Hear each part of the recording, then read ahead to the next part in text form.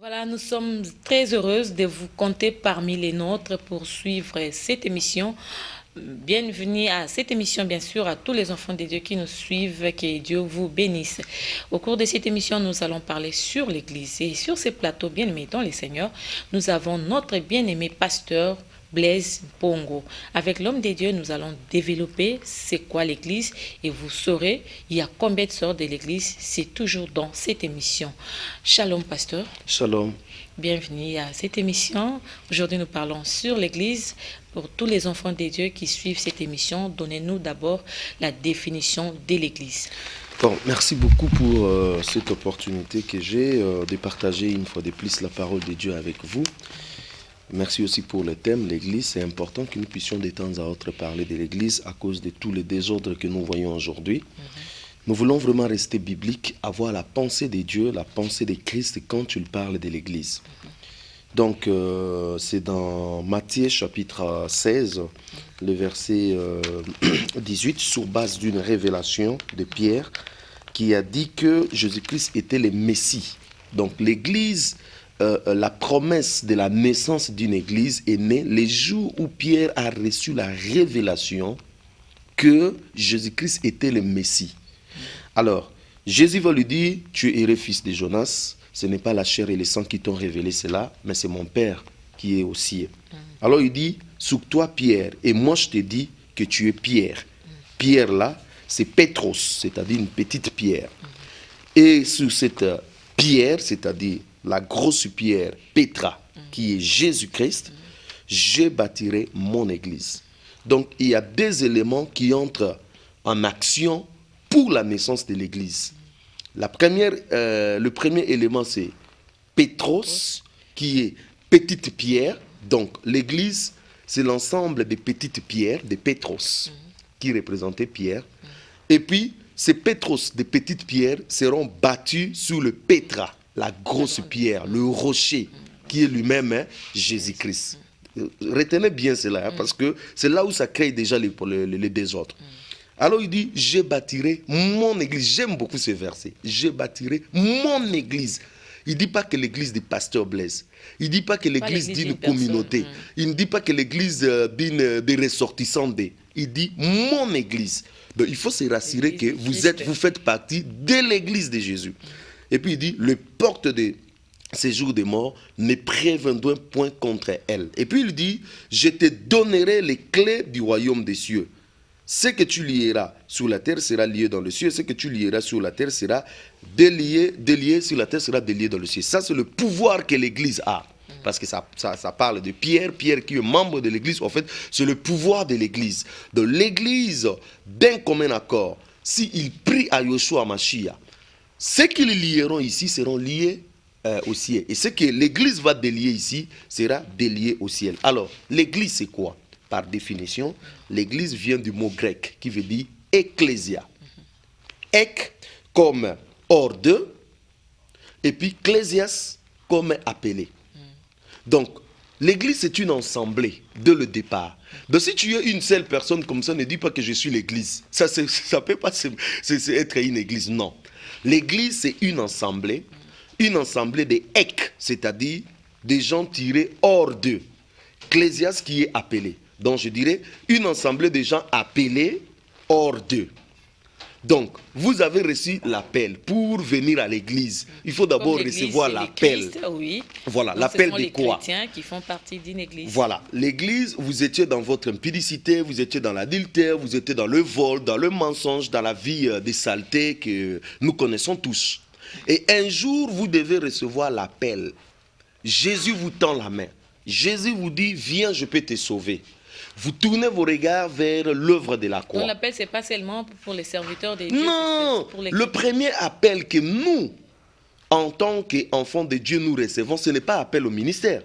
C'est l'appel au salut. Dieu nous appelle tous au salut.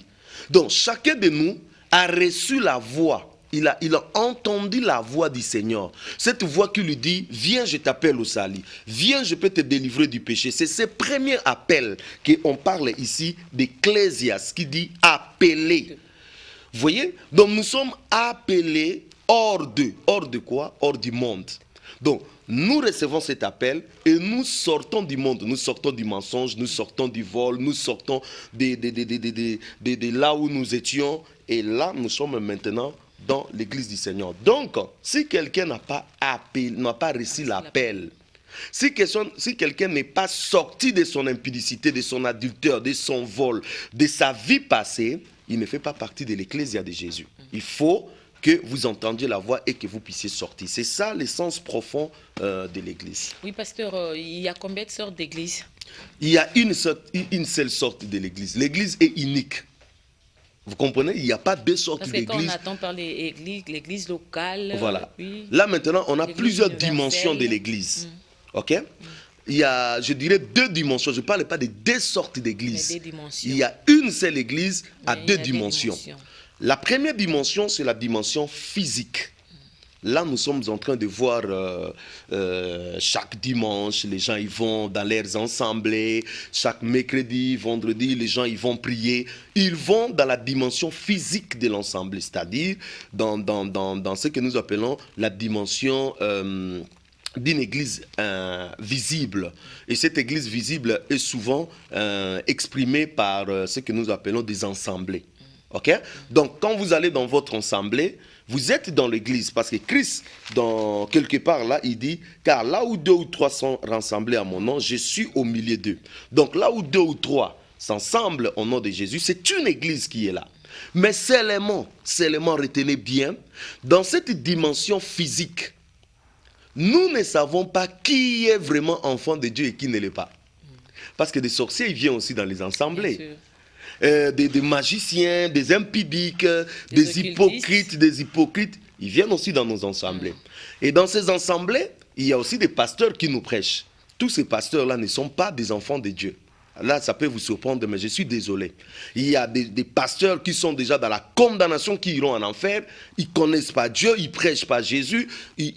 En fait, l'église, c'est leur business. Vous comprenez? Donc, dans cette dimension-là, c'est un peu du méli-mélo.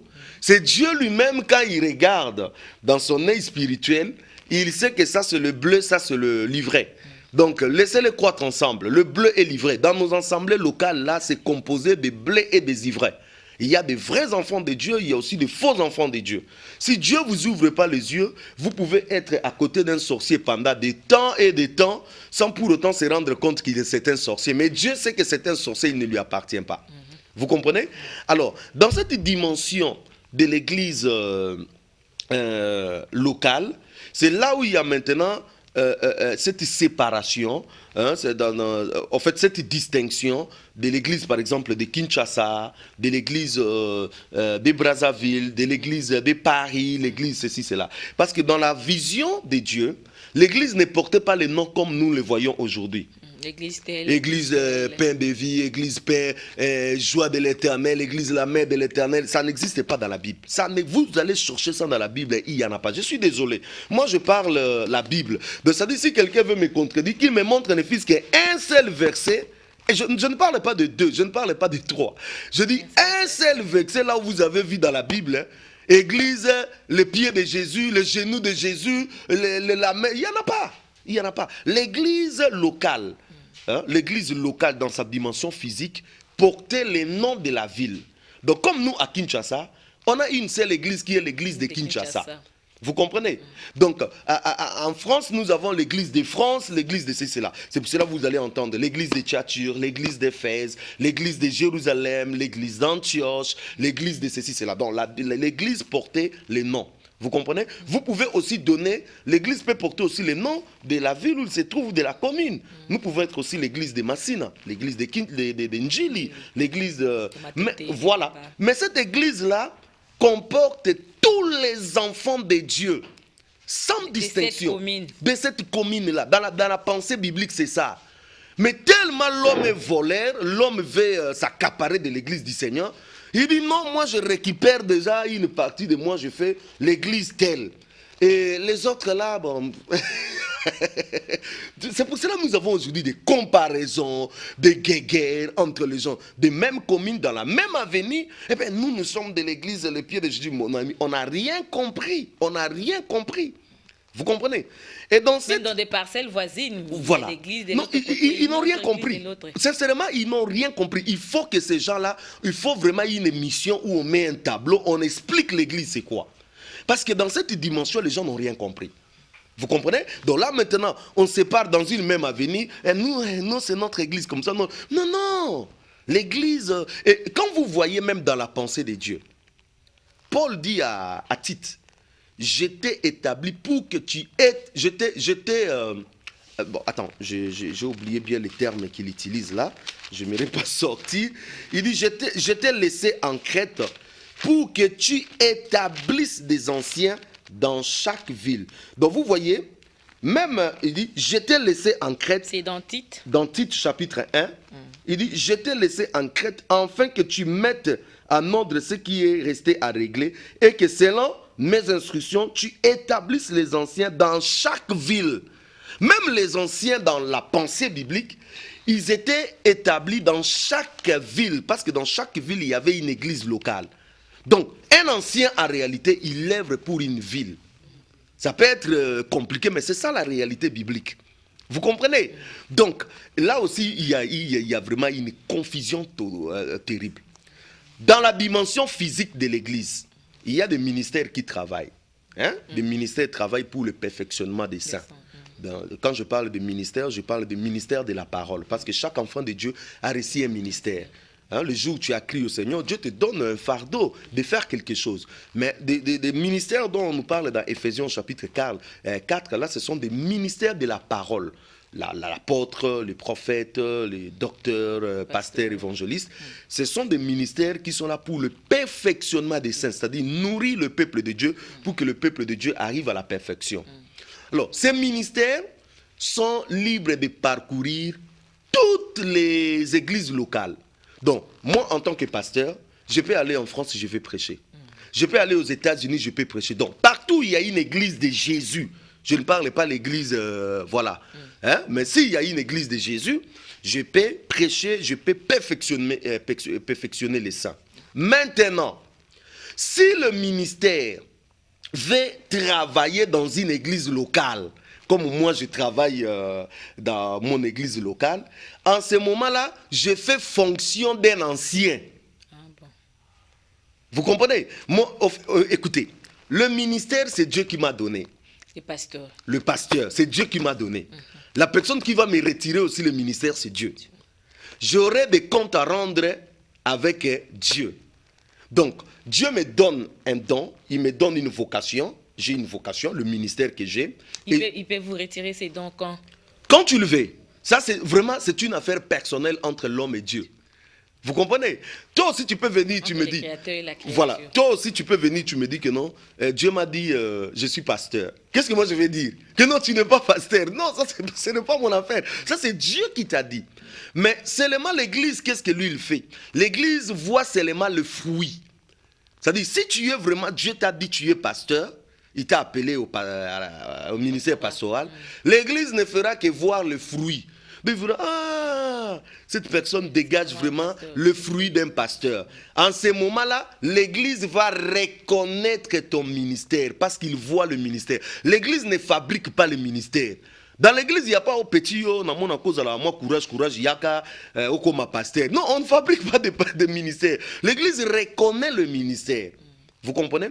Alors, si ce ministère-là veut travailler dans une église locale, c'est-à-dire veut œuvrer vraiment de façon permanente dans une église locale, il faut que ce ministère-là fasse fonction de l'ancien. C'est pour cela, Pierre dit, je vous exhorte, moi ancien comme vous. Ça, c'est l'apôtre Pierre qui dit, hein, moi ancien comme vous.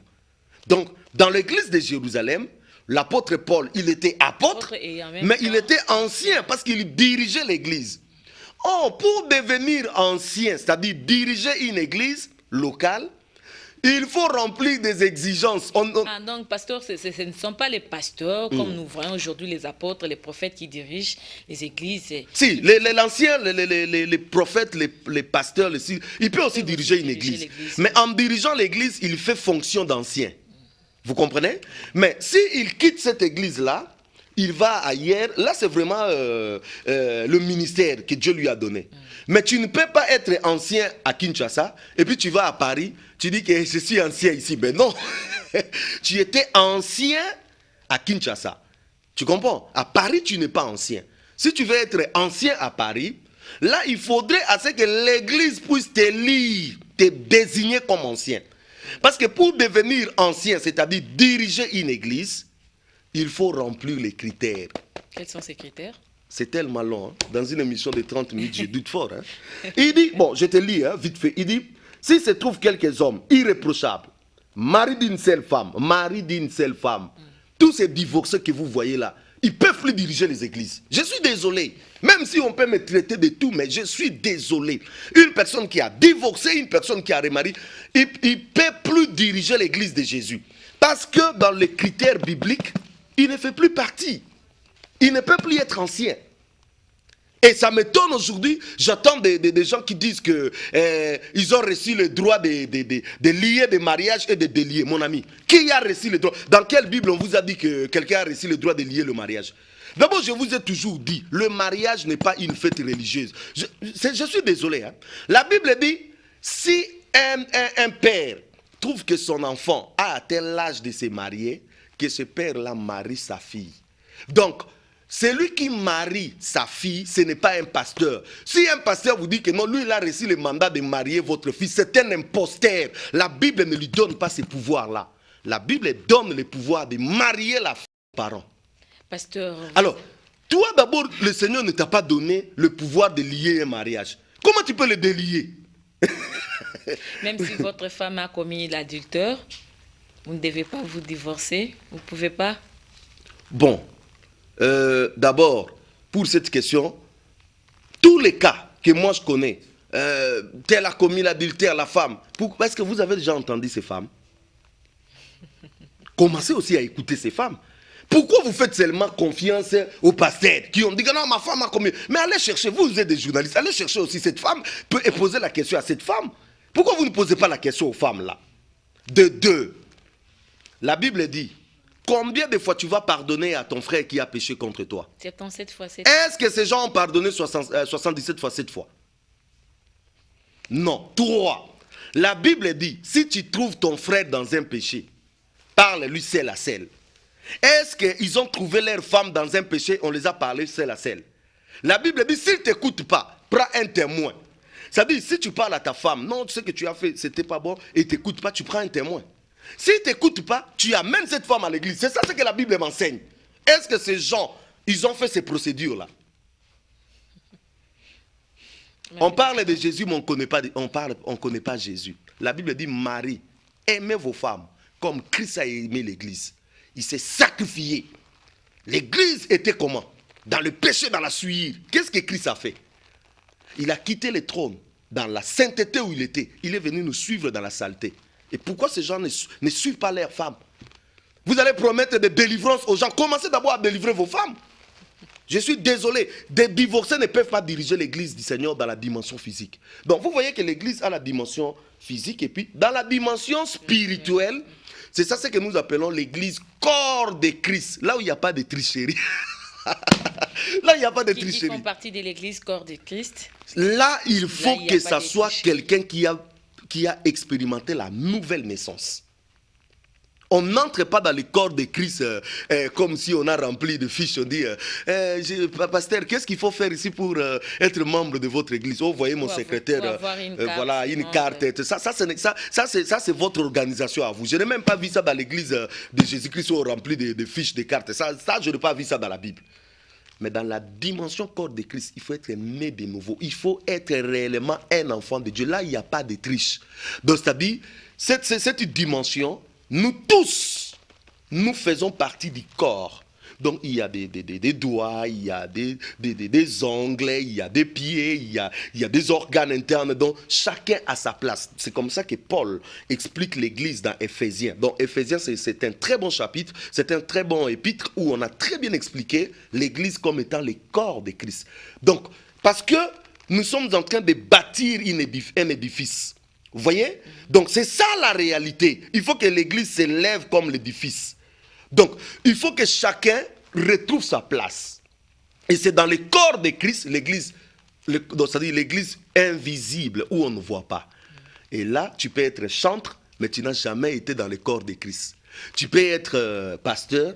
C'est pour cela, dans Matthieu 7, Jésus dit, plusieurs me diront, ne venez pas chasser des démons en ton nom, fais ceci en ton nom. Je leur dirai, je vous ai jamais connu. Dans cette dimension, il n'y a pas de tricherie. Des adultères ne vont pas hériter. Des menteurs ne vont pas hériter. Ceux qui sont dans la magie, dans l'occultisme, dans la cupidité. Les divorcés ne vont Les pas divorcés, ils ne vont pas hériter. Ils vont pas. Je suis désolé. Dans cette dimension, il n'y a pas de blague. Moi, j'ai l'argent. Moi, je suis donateur. Moi, je suis sponsor. Dieu s'en moque. Tu es sponsor. Est-ce que tu crois que Dieu est impressionné par notre argent? L'or et l'argent lui appartient. Tout l'univers que nous sommes. L'univers appartient à qui? L'univers appartient à Dieu. Même le souffle de vie que tu respires, ce n'est même pas pour toi. C'est pour Dieu. Donc Dieu n'est pas impressionné par notre argent. Dieu riche, pauvre, ce n'est pas son problème. Dans cette dimension-là, il faut naître de nouveau. Il faut marcher dans la sanctification. Ce n'est pas de la blague là. Il n'y a pas de blague. Tu es bien dans une église locale, ami du pasteur, petit moukonfia du pasteur, mais incognito total de Jésus. Pasteur, quel comportement doit-on observer au sein d'une église? L'église est appelée à révéler Jésus. Je suis désolé pour des églises qui passent tout leur temps à connaître des démons.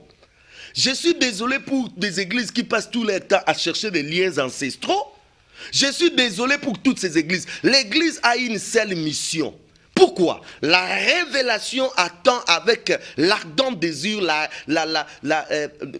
création attend avec ardent désir la révélation du Fils de l'homme. Donc, la création tout entière veut voir Jésus. Et la Bible dit, les dominations, les principautés, les autorités dans le lieu céleste commettront par l'église la sagesse infiniment variée de Dieu. Donc, l'église a une seule mission. Révéler Jésus dans le monde. Le monde a besoin de Jésus. L'église ne vient pas révéler un démon. L'église ne vient pas révéler un système. L'église vient à une seule mission, révéler Jésus. Donc si vous êtes dans une église où le nom de Jésus est écarté, fuyez cette église. Vous êtes dans une église où on ne vous prêche pas Jésus. On doit vous prêcher. C'est pour cela Paul dit, jusqu'à ce que nous puissions les connaître dans sa largeur, dans sa longueur, dans sa profondeur, dans son hauteur. C'est ça. Nous devons arriver à l'excellence connaissance de Jésus. C'est ça la mission que nous avons. Donc, est-ce qu'on vous prêche Jésus? Combien ça me choque de voir des églises où on ne prêche pas Jésus, on prêche des gens des démons. Bon, je vous pose la question, ma chère. Est-ce que vous savez que l'église est l'épouse de Christ? Aujourd'hui, on est fiancés. Mais quand Jésus-Christ vient nous chercher, nous allons dans les noces, l'église devient épouse de Jésus. Position aujourd'hui, fiançailles.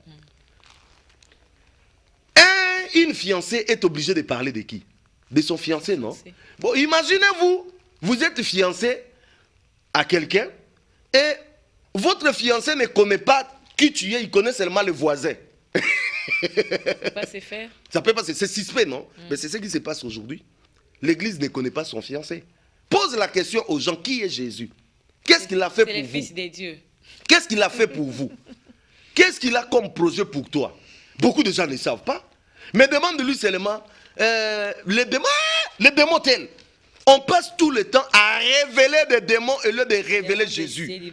Paul dit, lorsque je suis venu chez vous, je n'ai pas cherché à connaître une autre chose si ce n'est Jésus et Jésus-Christ crucifié. Le ministère de Paul était censé révéler Jésus. L'église, c'est ça, révéler Jésus. Qu'on arrête avec tous ces thèmes qui nous impressionnent. C'est le secret du bonheur, c'est le secret de ceci, cela, comment la clé du succès, machin, machin. On n'a pas besoin de tout ça. On a besoin de Jésus. Apprenons aux gens Jésus. Jésus est amour, Jésus est bon. Jésus est allé nous préparer une place. Comment suivre Jésus dans la sanctification?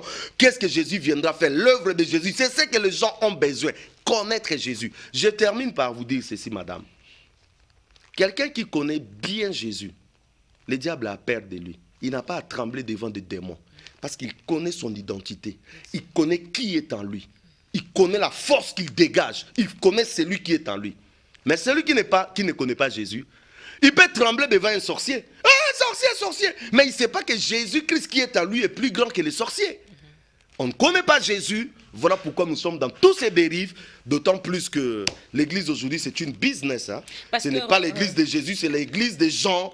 C'est ce qui font que les leurs ensemblés, on met les livrets parcellaires à leur nom, ça sera hérité par leurs femmes, ainsi de suite. Aujourd'hui, nous avons des fondations comme église, nous avons des ONG comme église, et des fois même des églises qui se transforment en partis politiques. Je suis désolé. Pasteur, qu'est-ce qui compte pour une église? C'est les bâtiments, le nombre de fidèles, ou encore la marche de cette église?